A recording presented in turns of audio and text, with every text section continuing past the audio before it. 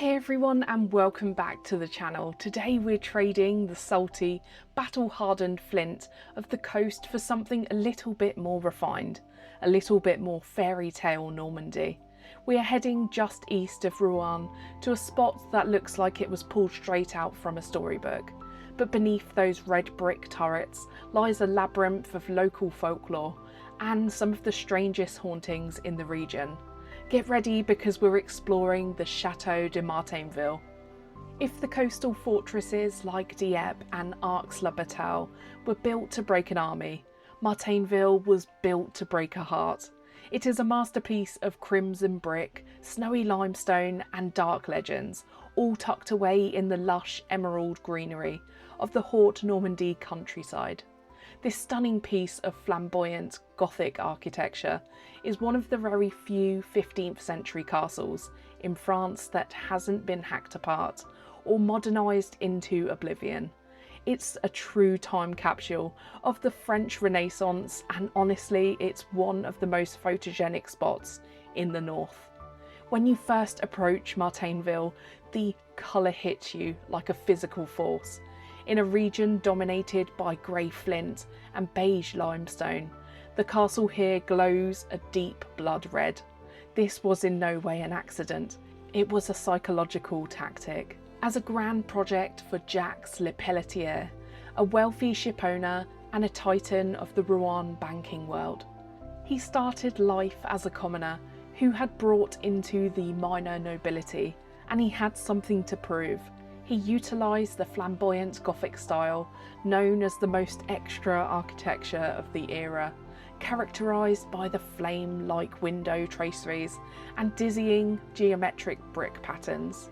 But whilst the castle boasts 4 massive corner towers, a drawbridge and a wide moat, it was never meant to survive a real battle.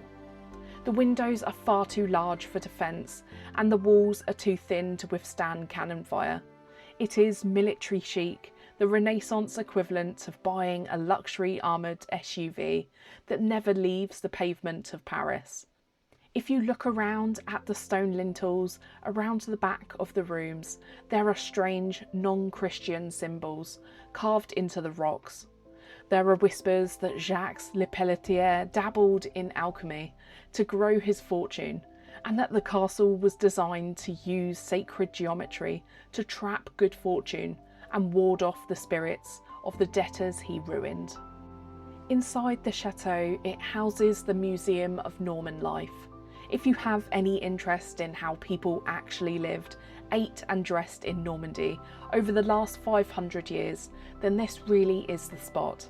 It is arguably one of the most important ethnographic collections in northern France for its ordinary objects like chests, cider presses and lace, which are really treated like crown jewels. The main tour of the museum begins in the Great Kitchen, a complete sensory overload as you walk through. The fireplace is massive, literally large enough to roast a wild boar over a whole spit. And if you can spend some time here, look for the massive blackened iron pot hooks that hang in the fireplace.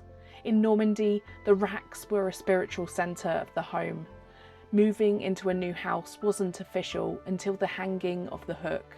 It's a phrase the French still use for housewarming parties today, and here you are standing at the literal origin of this tradition. The walls are lined with heavy copper pots, polished to a high mirror sheen. Interestingly, they weren't just for soup, they were used for making traditional Norman rice pudding in. And finally, why not try and spot the long-handled wooden shovels? The museum explains that the communal nature of Norman baking was for the whole village to use their castle's ovens. They would mark their loaves with unique family signatures carved into the dough.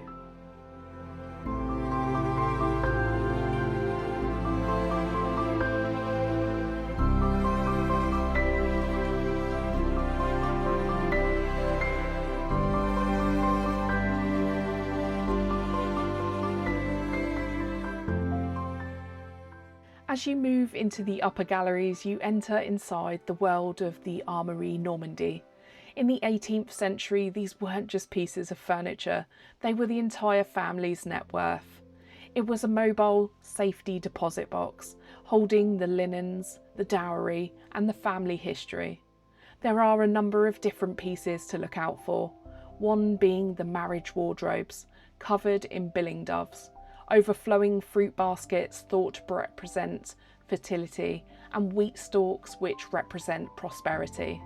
The museum does a brilliant job in showing regional rivalry. The Fay Camp wardrobes are heavy, architectural and masculine, whilst the Rouen styles are delicate, floral and influenced by high fashion of the French court.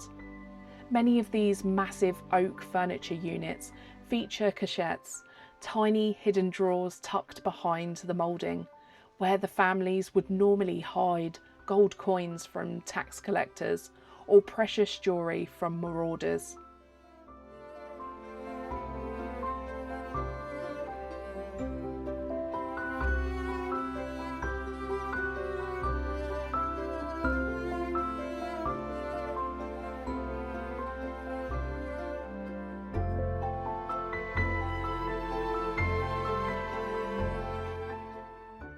One of the most haunting and beautiful rooms is dedicated to Norman lace and headdresses. You'll see headdresses that stand at nearly 2 feet tall. These were supported by intricate wire frames and stiffened with starch. A woman's headdress told you exactly which village she was from and how much land her father would own. Look out for the Queen of Lace because it was made entirely with a needle, not bobbins. The museum displays pieces that took thousands of hours to complete, a level of craftsmanship that is almost extinct today. A surprising turn in the museum is the wing dedicated to the arts and music, particularly the legacy of composer Camille Saint-Saëns. The castle practically was the second home to the composer during the later years of his life.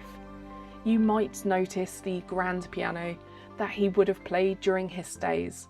The acoustics of the high vaulted Norman rooms inspired him to improvise for hours. And you'll also see his personal furniture, his travelling trunks, and original musical scores. It provides a strange, elegant contrast to the rustic wooden butter moulds and farm tools in the previous rooms. And these rooms really do show how the new money of the 19th century tried to bring Parisian glamour to the Norman countryside, featuring fine porcelain and delicate silk wall coverings.